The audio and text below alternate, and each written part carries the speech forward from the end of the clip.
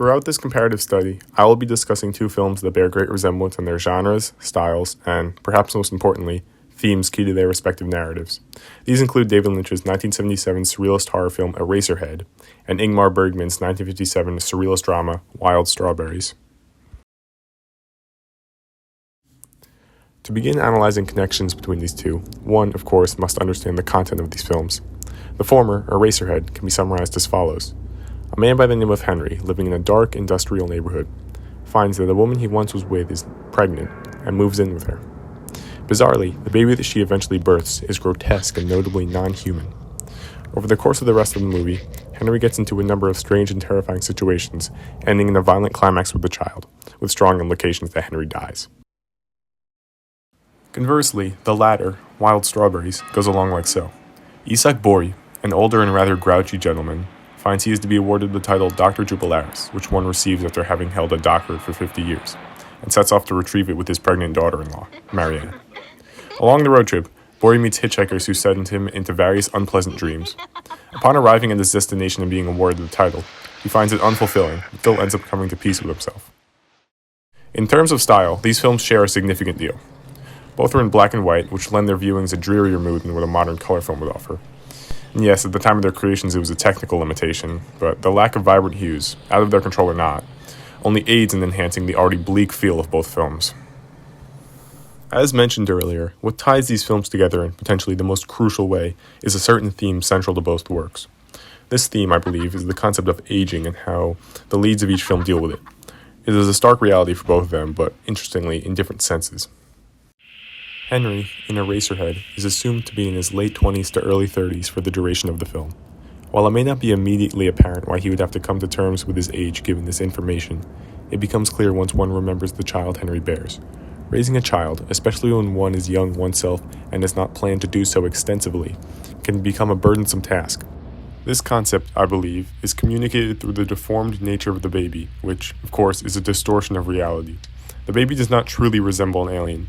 Yet to Henry, and surely many others in similar positions, rearing a child that came out of the blue is an uncertain process and can feel as intimidating as rearing an entirely foreign creature, which is presented literally in the film. This practice, that of presenting a concept in an overtly surreal and disturbing way, is regular to both this film and the rest of Lynch's work at large. Take, for example, Mulholland Drive or Inland Empire.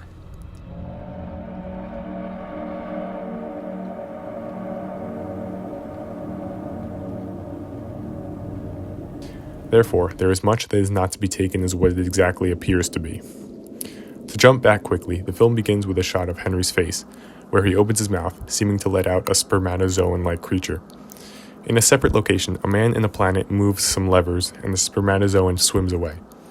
All that this incredibly strange opening represents, in my eyes, is Henry's ejaculation that would lead to the monster baby that ends up plaguing him. This, I find, corresponds greatly to the opening of Wild Strawberries, which consists of a bizarre dream Isak is having in which a horse-drawn carriage breaks down and out of it falls a coffin, which Isak sees himself in, and the coffin Isak tries to pull him in.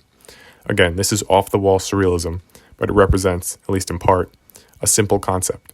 Isak's death, which he worries is impending. Anyway, in regards to the Eraserhead clip, why does it have to be conveyed in such a decidedly outlandish way? I think that since the ejaculation on Henry's part triggers a bulk of, if not the entirety of the insanity that ensues throughout the rest of the film, its appearance needs to carry some weight. After all, had Henry not fertilized the egg that would conceive his baby, he would not have had to, at least as suddenly, deal with the stress and responsibility associated with parenthood. This exact stress and responsibility becomes the bane of Henry's life, and is the reason his age and mortality become relevant subjects to him. This is where I believe it is important to recall the social context in which the film takes place, that being the early 1970s. Around this time period, which is also the time period in which the film began production, Lynch became a father. This fact makes Lynch largely analogous to Henry, and in many ways makes the film a personal experience. As Lynch himself stated in an interview, Eraserhead is his most spiritual film. This remark was made much later in his career after his final film was released, so he seems to be implying that Eraserhead holds quite a deal of significance in regards to its statements on the human condition. After all, it's not as if much of his other work isn't debatably very spiritual as well.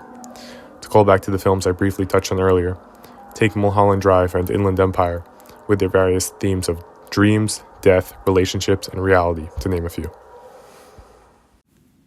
In contrast, Isak, in Wild Strawberries, is a man nearing the end of his life, assumed to be somewhere in his 70s throughout the film. And just as Henry must, and perhaps in a more instantly understandable way due to his visible lack of youth, Isak deals with and struggles to some extent with his age. In addition, as in Eraserhead, Isak experiences visions of his own, or at least what viewers could reasonably interpret as visions. While on his trip, Isak and his daughter-in-law pick up several hitchhikers. One is a girl named Sarah, who reminds Isak of his cousin from when they were younger, also named Sarah, who he had feelings for and who had feelings back. This is exposed through a flashback, within which the same actor for Sarah, the hitchhiker, plays Isak's cousin Sarah. Isak experiences this flashback when he and Marianne quickly stop at his childhood summer home, and he returns to where he and his family members would pick wild strawberries. He witnesses his brother Siegfried begin talking to and coming on to Sarah, which makes her very uncomfortable, and declare that she is only romantically interested in Isak. Eventually, Siegfried forces a kiss onto her, and she goes along with it, but feels remorse afterwards. This flashback causes Isak to go through great sadness and regret. He feels that it was an injustice that he never managed to marry Sarah. But then again, this flashback could have been a deformation of what actually occurred that day, or even a fabrication entirely.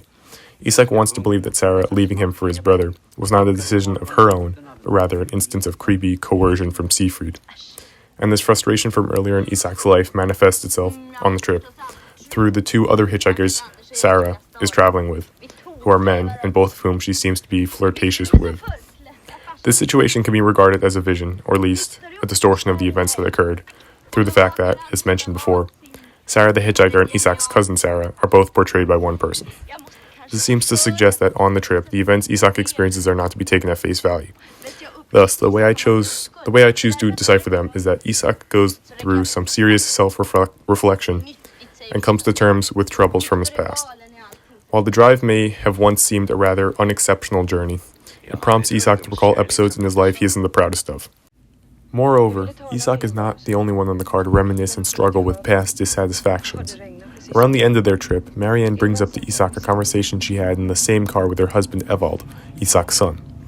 In it, she reveals to him that she is pregnant, which he does not take too lightly. As a matter of fact, his reaction is indistinguishable from that of an antinatalist, i.e., an individual who believes procreation is deeply immoral. He calls her desire to live and create life hellish, and that he desires to be stone dead. This conversation draws parallels to Henry's experiences in Eraserhead, as what Evald describes he wants to avoid is exactly what Henry is being subject to. But perhaps the most interesting aspect of Marianne's recollection here is that when it ends, the viewer is taken aback because it is so sudden and seems to indicate a connection between Isak and Evald, namely that Isak may have in common with him the antinatalist views mentioned before, which would explain one of Evald's comments from the conversation, that he was an unwanted child in a hellish marriage. Note, too, that this would insinuate a connection or shared belief between Isak and Henry. This shared belief seems to suggest to the viewer that Isak and Evald have grown cynical, and, especially in Isak's case, envy those who are still young. As existential psychotherapist Don Laird puts it in the journal he wrote on Wild Strawberries, the endeavor to remain young is critical to collective modern thought. The movement towards eternal youth infiltrates our psyches to the extent that we no longer consider growing old an option. This fits very well with Isak's character, and presumably in many ways, his actor, Victor Sjöström, as well. Bergman even states in an interview that he is not certain whether Victor ever saw the movie or not, because he fell very ill not long after wrapping up production. Lastly, I want to point out similarities between the eventual fates of both Henry and Isak. Eraserhead's ending includes, after Henry kills the baby, what I referred to as strong implications that Henry dies, although it is very ambiguous. If Henry dies, it would make sense that he gets reunited with the lady in the radiator, a character from earlier in the film who sings a song titled In Heaven. If he does not, it might mean that the lady is not in heaven literally, but represents an idyllic scenario where he no longer has to care for the child. This relates to Isak's ending, where he has a flashback/vision that his cousin Sarah brings him to a picnic with his parents on a lake, and, thinking about this in bed, he appears gleeful. While struggles with their age afflict Henry and Isak for much of their respective films, they are eventually able to remove themselves from the circumstances that led to their great distress in the first place, and find peace with themselves,